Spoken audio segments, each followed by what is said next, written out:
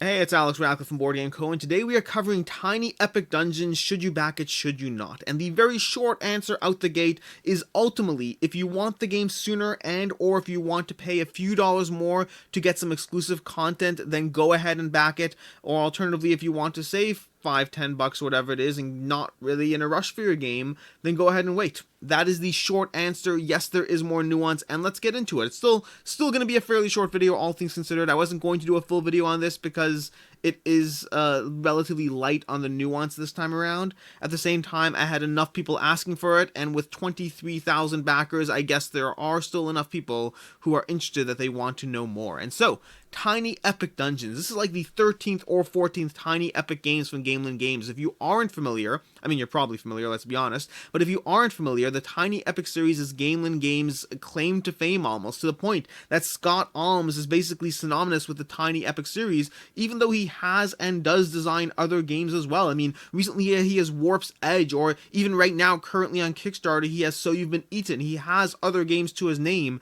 and yet Scott Almes and Tiny Epic are synonymous in the board game space. It's just that big of a thing. I mean, like I said already, 13, 14 games, you can't trip and stumble without finding a Tiny Epic theme that fits you. There's Tiny Epic Zombies, Tiny Epic Galaxies, Tiny Epic Pirates, Tiny Epic Dinosaurs, Tiny Epic Tactics. There's game after game after game. Tiny Epic Galaxies, Tiny Epic Western, Tiny Epic Defenders, Tiny Epic Kingdoms, Tiny Epic everything, Tiny Epic Dungeons. I am shocked, disappointed, and surprised that we don't yet have a Tiny Epic Cthulhu, although that being said, Tiny Epic Dungeons was a bit overdue, all things considered, because this is a dungeon crawler in a Tiny Epic game, which seems a bit counterintuitive. I mean, it's a dungeon crawler. Dungeon crawlers scream a board full of miniatures, boards full of tiles, completely taking over your space as you level up, get abilities, do all the fun things that you expect in a dungeon crawler, and Tiny Epic Dungeons is aiming to give you that experience in the Tiny Epic world. Now, the Tiny Epic world is going to be giving you small deluxified boxes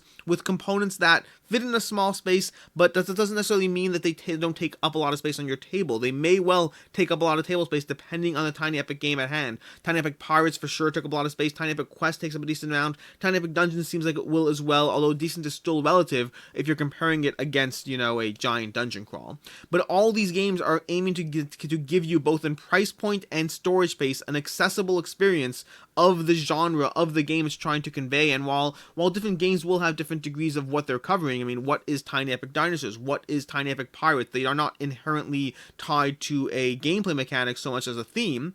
In the case of Tiny Epic Dungeons, it is indeed tied to a theme and a mechanic, that of dungeon crawling. And the game is doing tremendously well with 23,000 backers, 1.2 million basically raised already with 15 days to go. I mean, Tiny Epic Pirates, which did well, Tiny Epic Pirates was the first Tiny Epic game to cross $1 million, and yet that crossed $1 million with 3 days left on the campaign. With 3 days left is when they crossed $1 million, versus Tiny Epic Dungeons seems poised to cross 1.5 million, if not higher, before the campaign ends. I mean, they have literally, the last update they had, can Tiny Epic reach $1 million?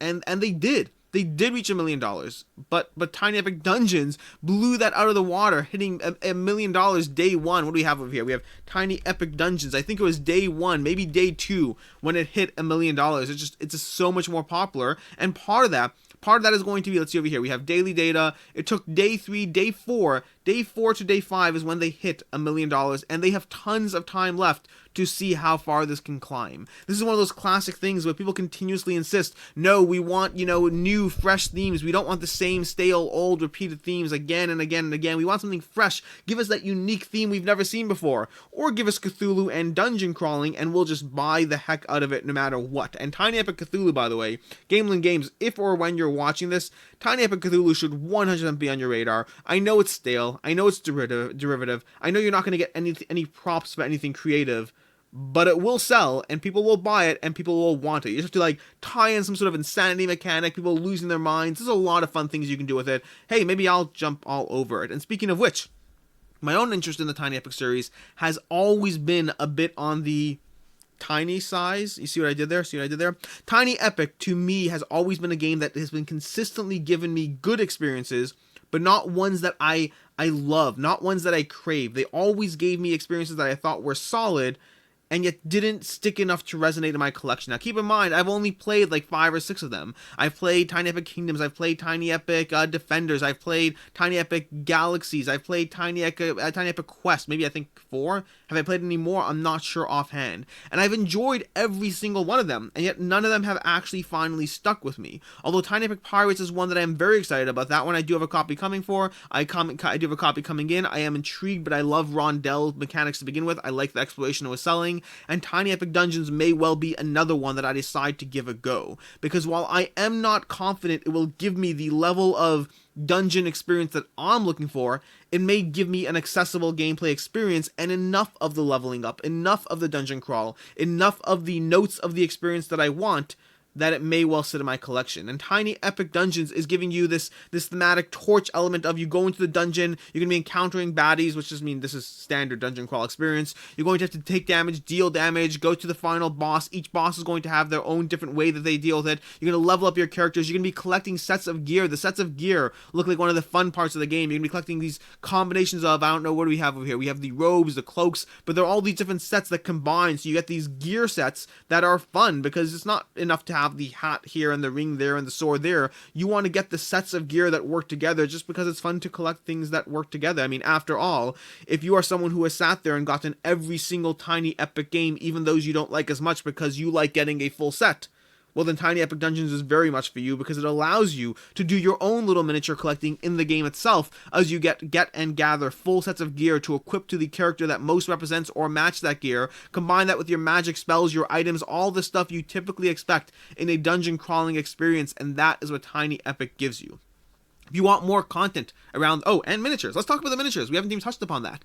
This is going to be the first Tiny Epic game that is giving you miniatures instead of plain meeples. It's giving you 28mm miniatures on the smaller side. It's still not really tiny, and it's giving you to all still in that tiny little Tiny Epic box. It's managing to give you miniatures. Again, this goes back to the same stale old tropes we have again. We're sick of miniatures, we're sick of dungeon crawls, and yet it's still doing incredibly well. As far as the game and the pledge levels, so we have a $10 premium print and play with 62 people who care enough to print and play the game. We have $25 for the base game. You should 100% not be getting this here. This is just plain math.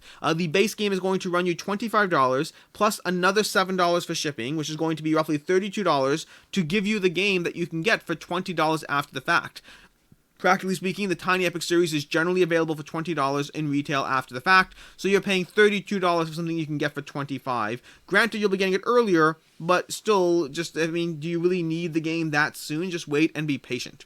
But alternatively, if you want the deluxe content with the extra deluxe content you can't get otherwise, then the conversation changes, because what you're going to be getting there, you're getting everything you see here, the screen printed miniatures, all the content, the spells, the abilities, the miniatures that we see here, each of the heroes with their own unique skill set and abilities and stats that they're going to be bringing to the table, to the literal table. And then from there, we're going to have, if we continue scrolling down, you're going to see what you get for the extra $5, the deluxe pack. The deluxe content, $5 more, is going to bring you the Potions and Perils expansion, which is 8 potion cards, 2 boss mats, 2 minion cards, 2 minion tokens, 2 goblin cards, and 1 dungeon card. And so effectively, you're paying $37, because that's what it's going to cost with shipping, $37 to get this content versus $20 to get the base content otherwise. So you're paying $17 more effectively to get this content here, which may well be worth it, but this is no longer a $5 promo pack. It is effectively a $17 promo pack once you factor in what your personal options are to buy it later or now.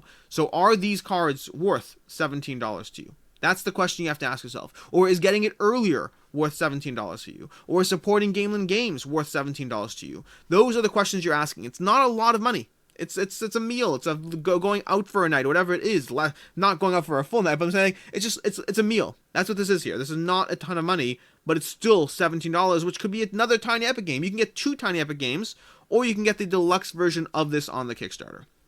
Alternatively, they have the gameplay all in. For an additional $10, you'll be getting all the content over here, the Tiny Epic Stories, Tiny Epic Dungeon Stories expansion. And this is typical Tiny Epic, standard for the game, where they have the base game, they have the deluxe content, and then they have the optional buy expansion that you can get. And Tiny Epic $10 will get you more Tiny Epic Dungeon Stories, which is going to bring you 8 hero miniatures, so a ton more hero variety, 8 hero mats, 8 story cards, 5 dungeon cards, 12 loot cards, 2 more bosses, 2 more minions, 2 goblins, 2 minion tokens, 1 boss token, and 2 objective tokens is what you're getting here for an additional $10. Now, it's worth noting, those expansions generally retail for around $12, so you're getting a savings of $2 off what it will typically cost you online after the fact, in case you want that. So if you're going all in, then it's no longer a case of paying $17 more for that additional content. Rather, it's a case of paying $15 more for that additional content, which is more palatable, but still $15 for essentially a promo pack. That's what you have over here. And here are some of the miniatures we have over here in terms of the expansion. We have Laura Gambit is what I meant to say. We have Sir Gamelyn, the Gamelyn game miniature herself brought into the game. And that's what you have all together over here. As far as the content, so we have how to play, we have a how to play from John Gets Games, we have tons of the stretch goals, which by the way, they completely burn through all the stretch goals. So we have wood upgrades, we have minions, we have the bosses, more wood, we have wood upgrades, again I'm just going to keep reading things like wood upgrades and dice upgrades. We have a new sculpt, Sir Lannon joins the party, Jaren joins the party, is it Jaren, who really knows what that's hard or soft G, with GIF and GIFs and all that. We have Stories upgrade, a new loot set has been found, the Scarab clans are known as Armord's greatest battle Magi, I think it's Magi, right? We have Stories upgrade. Again, we have Stories upgrade. Laura Gambit joins the party. More Sir Gamelyn joins the party. $800,000, $850,000, $925,000. This is going to be print and plays and digital card guides. So these are not, last two are not physical. And this is where we just run out of space. Literally, we run out of space. Due to box size limitations, we have reached the end of our physical stretch goals. Effectively, there's only so much you can actually stretch out a game, practically speaking, when you're running with a limited box size. There's nothing they can do. And they crossed their maximum expected, or whatever it is expected it was, but they didn't even hit $1 million in stretch goals, and they're all out now. We have another 15 days to go. Who knows what else will happen on this campaign, but I mean, I'm thrilled for Gamelyn Games. I'm excited for the fact that they have built up this crowd. They have built up this audience. They have spent years putting out series after series after series, games that are solid enough that each new one brings new people into the fold, new people who are interested in the series, new collectors who literally gotta catch them all, and Tiny Epic Dungeons is the newest one there. As far as content, we have Rado, we have Quackalope, we have previewers from Rado, Quackalope, Man vs. Meeple, Dice Tower,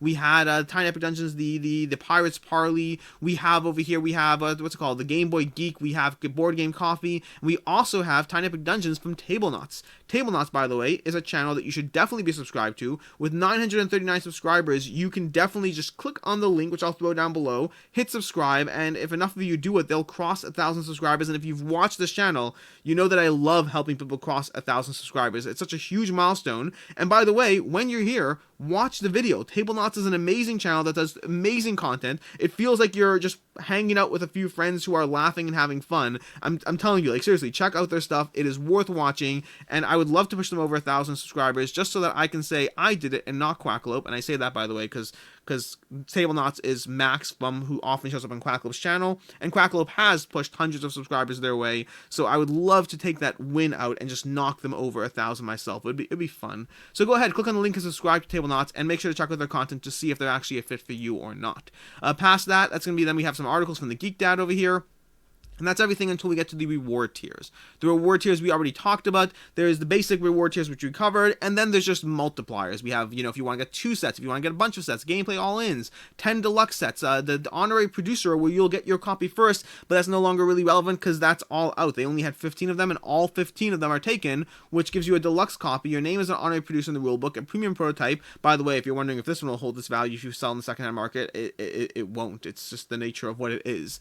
Shipping, like I said already, is going to range between $7 and $20, which I said 7, I didn't really say 20. It's going to be between $7 and $20, $7 to the US, depending on how many copies you get. It can go higher, and then $20 all the way to World B, which is the World B zone, in terms of how much it can cost internationally. And then, of course, if you're getting more stuff, it goes all the way up to $48 to get everything. 1 copy plus the Stories expansion will be $8, and then another $25, which basically means, again, you're really only saving $1 off that instead of that $2, because it's $12 in retail, it's $10 plus $1 $10 shipping, so 12 versus 11. And so that is ultimately really all the information you need to know. And just to do a quick recap of that, we have Tiny Epic Dungeons, which looks to be incredible. I mean, again, I recommend watching that Table Knots review. Effectively, what happened here is they played the game, they liked the game, and then they got their hands on the copy of the game to cover the game. Now, what I can tell you is that in general, if they got their hands on a copy of the game, not from the publisher, and gave it a review, and they got it from Quacklope,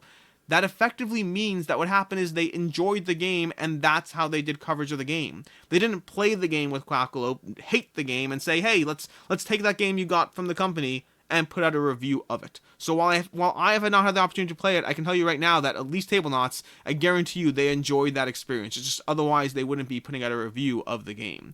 And as far as whether you should back it or not, the short conclusion of everything, it really comes down to how much you value that promo pack and how much you value getting this game early. Because you will get the game early, you will be supporting Gamelyn Games, and you will be getting that promo pack.